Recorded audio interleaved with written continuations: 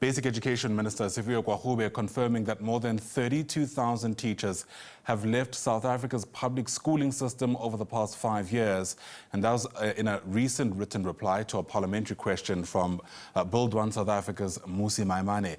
South Africa's teacher crisis, as it's called, is a complex interplay of an aging workforce approaching retirement, significant resignations driven by poor working conditions, and systemic issues in recruitment and retention within public schools. But how bad is it looking? Well, let's try and make sense of this with Yamkela Ntwalana, who's with the Education Department at Boston City Campus and joins us now via our video link. Yamkela, it's great to see you. Thanks very much indeed for making time for the SABC News channel. We've heard for some time now that the education system, insofar as at least the retention of teachers, is under pressure. But help us get a better sense of how much pressure we're talking. Good morning, viewers. This is very bad. Now, in the past 5 years, more than 32,000 teachers left our public schools. Many leaving because of retirement, career changes, immigration, and heavy workloads. Now, this left classrooms overcrowded, sometimes more than 50 learners in one class. At the same time, we still have about 29,000 vacant teaching posts. What is worrying is that we are actually over 1,700 qualified teachers on the national database who are looking for work. The problem is not a lack of teachers. It is the failure to place them where they are needed the most. Now, if this agenda continues, the sustainability of our education system is at serious risk. And that was going to be my next question, right? It seems a bit counterintuitive that on the one hand, we don't have a shortage of teachers, but on the other, there aren't enough teachers in the classrooms. What is leading to this disconnect? Help us at least understand that a bit better. All right, and now almost half of our teachers, 9%, are 50 years and older. Now, this means we are heading for a major retirement wave, especially by the year of 2029. Now, to replace them, South Africa must open multiple pathways for people entering the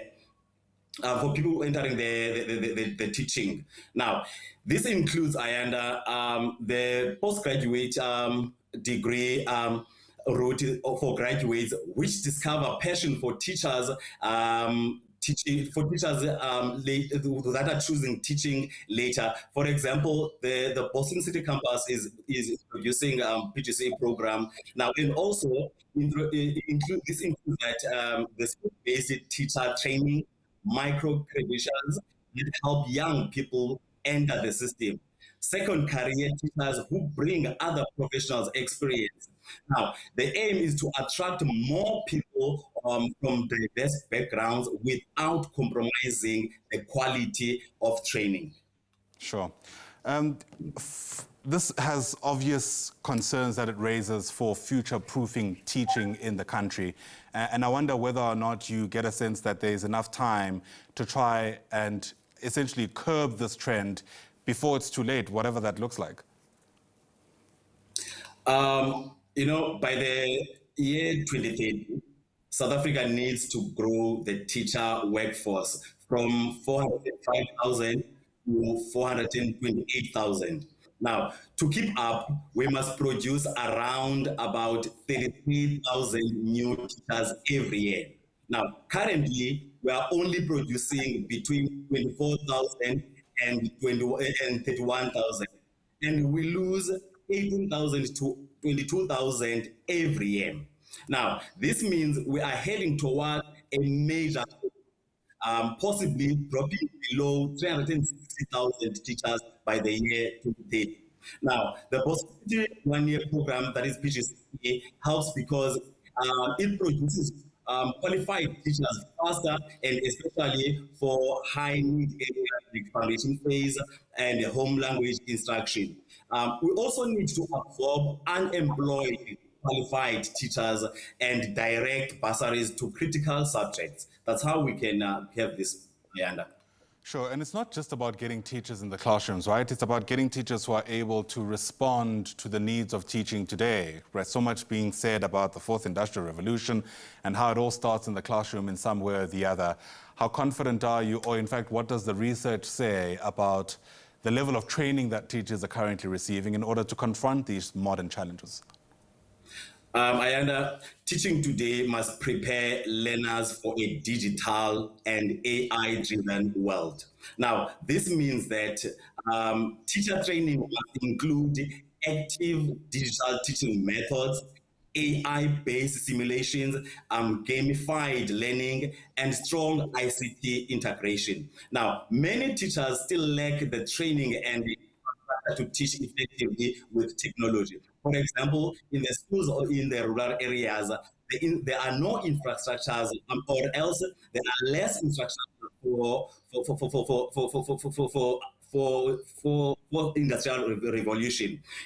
So the updated curricula, like the Modernizing P2CE program, now ensures new teachers graduate with real digital skills, ready for online and blended learning environments. Yeah, it'd be remiss, Yamkela, for me to let you go without speaking about the news we heard about yesterday around this matric paper leak. We're told in some instances the department's officials may be implicated. One of them, or two, I think, are parents of matriculants.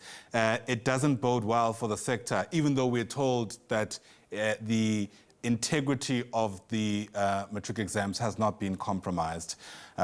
In what ways can the department start to tighten up some of these loose ends so that, even something like teaching can continue to be an attractive profession, assuming that it is?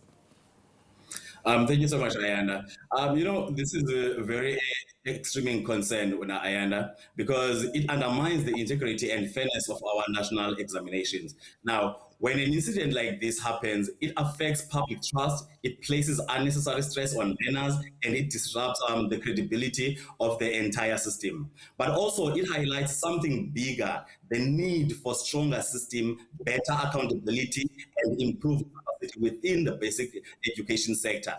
These incidents often stem from pressure, staff shortage, and administrative overload. It tells us that our education system needs more support, more trained professionals, and modernized system to prevent these breaches. Now, that is why strengthening teacher training, leadership, and ethics within the sector is so important. Now, institutions like Boston City Campus and other universities are preparing future teachers with strong professional ethics, digital security awareness, and the kind of responsible conduct that supports a reliable and credible education system. Ultimately, every role player, from officials to teachers to institutions, has a responsibility to protect the integrity of our examination. Learners deserve a fair, transparent, and credible assessment system, and we must work together to ensure that incidents like these do not happen again. Absolutely. Yamkela Ntwalana, thanks very much indeed for speaking to us. Yamkela is with the Education Department at Boston City Campus as we take stock of this so-called teachers' exodus and how it might affect classroom dynamics at the very least, while also reflecting on the matric breach, the matric exam breach we were told about yesterday.